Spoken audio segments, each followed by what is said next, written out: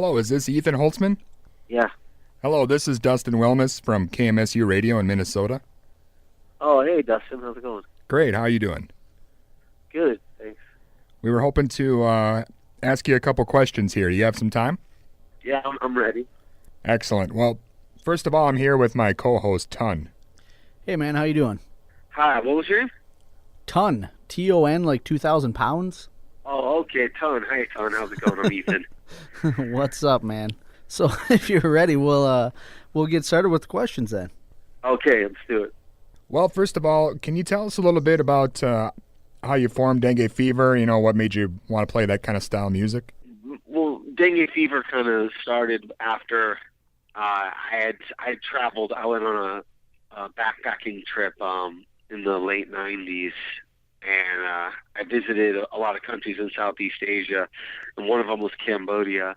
And I was just really inspired by the music that I collected on that trip, some of the Cambodian rock. And after my travels, I was over in that region for about 6 months. I got home and I was playing some music with my brother, and he had moved down from San Francisco, and he put on some music in the living room. He was living with me for a little bit. And I was like, oh, man, I was all, I know this stuff. Huh? And it turned out, it was like some of the same singers and songs from Cambodia that I'd collected. And he had been turned on to this stuff in San Francisco from a friend at a record store. And so we started listening to all the stuff he had and the stuff I had. And then we just learned out a few of our favorite songs and decided that it would be a really fun idea to try to put a band together based around that music. And so that was kind of just like the initial idea. And then it became a whole kind of a challenge to try to find a Cambodian singer because, we didn't really know that. I didn't know at the time that there was a large Cambodian population living not too far from LA in Long Beach. But we quickly learned that there were, from playing pool at our local bar. This guy Tom kept saying, he said "La Lune, La Lune," and he'd do these hand gestures like the way the ladies dance, like the Apsara style. And I'm like, "La Lune," so I called up information to get the number for La Lune, and sure enough, it was a Cambodian nightclub, and that's how it started. We went down there and met some vocalists, and after about 10 trips down there, we went to the Dragon House, and that was the best club at the time down there, and that's where we saw Chomdi Mall on stage. Can you tell us a little bit, what it was like in those early years for the band? Was it difficult kind of making a name for yourselves playing such a different style of music? Or yeah, I mean, it was, in one sense, it was really it was kind of great because like we were so different from anything that was happening on the scene back then that people were excited by it, and they really responded well to it. But on the other side, though, it was like certain things were hard, like getting a booking agent. They were like, "What? Like they just didn't get it. They didn't get it yet. It was a little bit of a new genre. They didn't know if it was."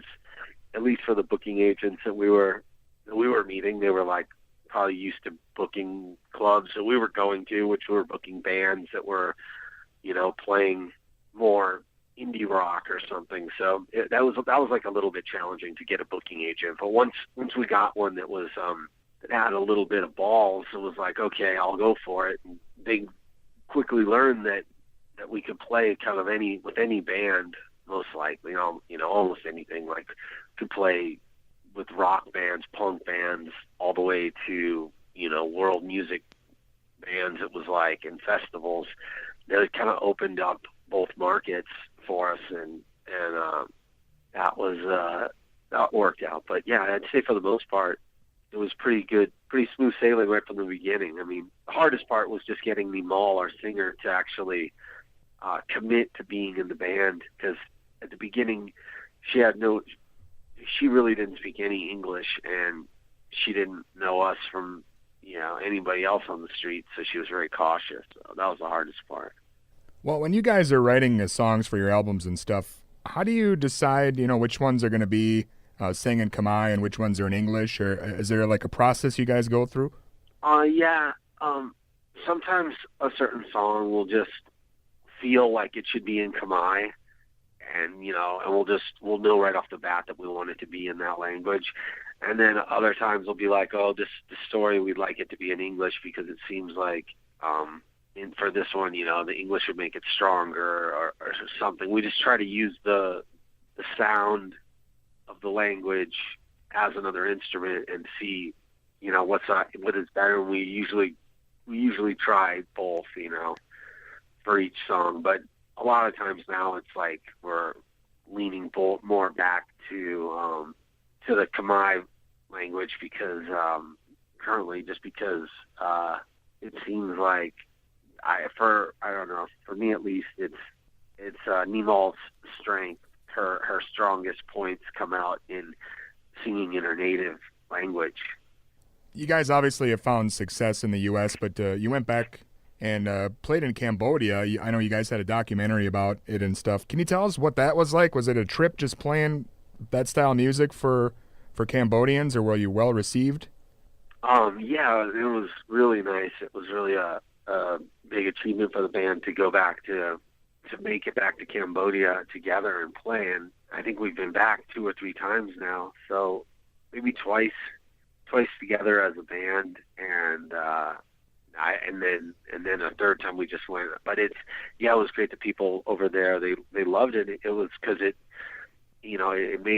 shined a light on a body of work, which is their rock and roll music scene that almost became extinct after the Khmer Rouge came in, because most of the artists and musicians were killed. So it became really important to keep this music alive and to just bring awareness to it. So the local people were happy. They didn't care that we were doing it. They were just like proud of Chom Nimal, like fronting this band. And it just it's become really good over there. I mean, it's great. The people are it's not like they're if anything, they're just positive and very very warm to us over there when we visit. And it's been a good opportunity for us because we've been able to connect with a lot of good charities, which help solve certain problems over there, like stopping poaching of animals. We were working with Wildlife Alliance and World Wildlife Fund, just to like try to teach locals other ways of making an income that are based more on protecting their land rather than slashing it and just poaching of animals. So that was a charity that we work with. And also Cambodian Living Arts has been great. We've raised a bunch of money for them doing shows, which helps teach the children there the traditional song and dance, so it never gets lost. Yeah, it sounds awesome. You guys are doing quite a bit. A lot of your songs have also showed up on like movie soundtracks and various TV shows and stuff recently. Do you feel like maybe you guys are starting to break out pretty heavy, or? I mean, it's kind of one of those things that it feels good. Yeah, there's some films definitely help, and TV when we get licenses definitely helps us reach more people. But I don't know. I'm not sure it seems like it's always been kind of a do-it-yourself approach, what we've taken for the band, and we don't expect huge successes overnight. We just it's just like on the grassroots level, and it's little by little always. But getting a song on a score definitely helps us. Yeah, talking about the do-it-yourself stuff, you guys are starting your own label now, right? Can you talk to us a bit about that and what kind of stuff we can kind of expect to see out of that?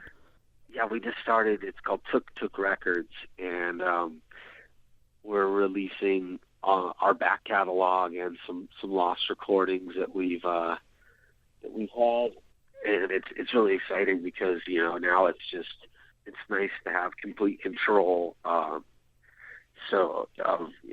We always kind of did have control of artwork and stuff, but it's just working with like our larger labels. It's just it wasn't really.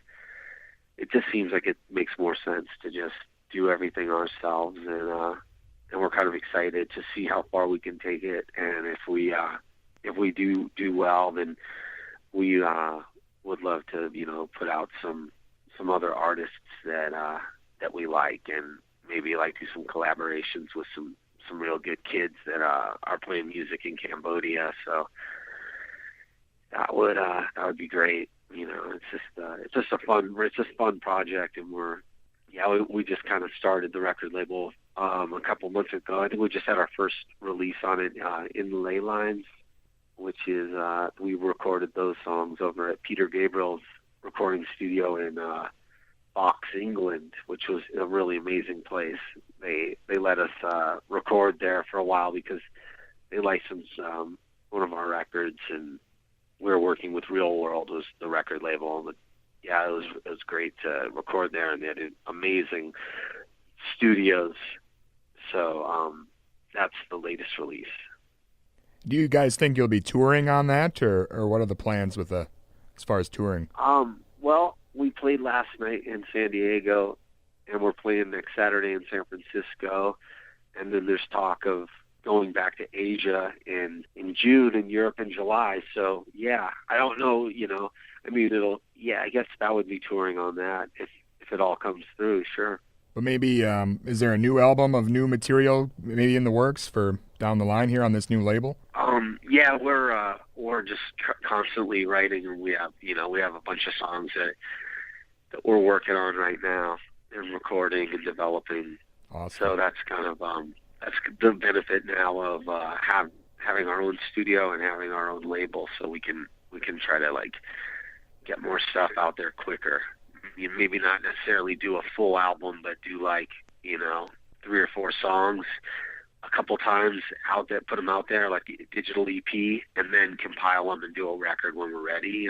Yeah, it almost seems like, just a chance trip through Cambodia a long time ago, and now with all these charities and possibly putting out old releases and stuff, you've almost become sort of like a Cambodian ambassador here in the U.S. in a way. It's been nice. It's definitely been. It's been really cool to be able to get involved with Cambodia on a whole. Hey guys, I have 2 little puppies, and they're jumping all over me. They attacked me. A brother and a sister dog. My wife and I rescued. They were in the street. They're tiny, but they're just attacked me. It's playtime. On my hair. That's Ton's been doing that same thing to me this whole interview, so it's okay. No, it's good, man.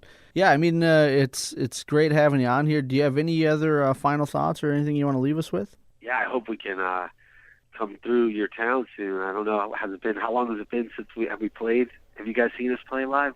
Yeah, I saw you. It's been about 2 years ago, I think, on the Cannibal Courtship tour. You guys came through Minnesota, and it was an amazing show. So hopefully you can make it back. Oh yeah, I remember that one. That's where they have the wall with all the artists' names on it. Yep. First Avenue. Yeah. Well, hopefully we'll be able to do some touring in your guys' neighborhood. But yeah, for now it's just we're just gonna next weekend San Francisco, and hopefully Cambodia, Vietnam, and Europe in the summer. So hopefully anyone hearing will get a chance to check out our website out or a live show and see what we're about. It'll be good. It's always fun meeting new people. Excellent. All right, cool, guys. Thanks, Dustin and Ton, right? Yep, thanks a lot, man. Thank you. All right, you guys, appreciate it. All right, bye-bye.